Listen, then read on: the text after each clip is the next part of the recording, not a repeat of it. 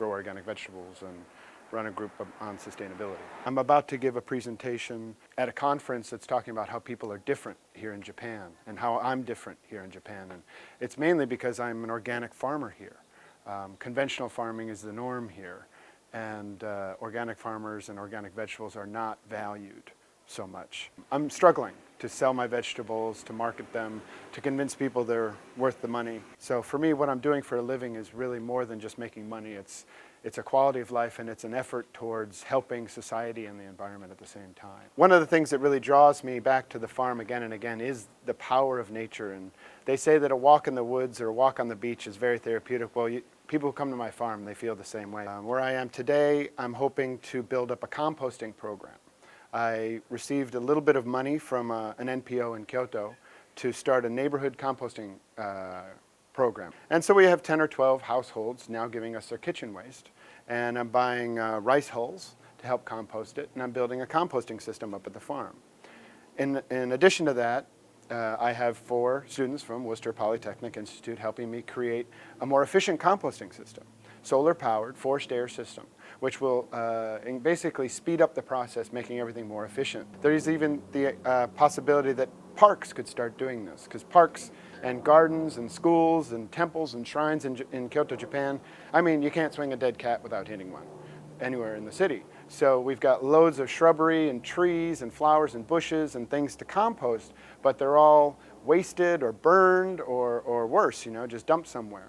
So if those could be composted on site or nearby with a nice forced air solar powered system, and then that compost could be used, then all that carbon goes back into the soil, all that nutrients and health goes back into the system to grow things that are positive. It doesn't have to be vegetables, it could be flowers and trees. Everything grows better in compost.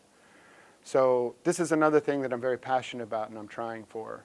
And will it be a revenue stream? Gosh, I hope so, but that's not why I'm doing it.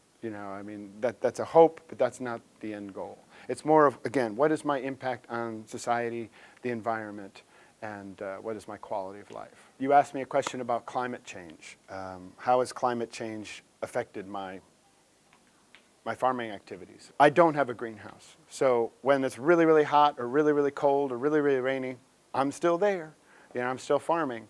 And this climate change has made it almost impossible for farmers to know when should I plant my seeds. A farmer has to follow what used to be called the Farmer's Almanac, and I think it's actually still printed. And they tell you the planting schedule. They tell you the first frost. They tell you the last frost. They tell you, okay, if your first frost date of the year, you can plant your broccoli out 6 weeks before that by seed, or plant it in a greenhouse or inside in trays, and then it'll be ready to plant out your first frost, the last frost date.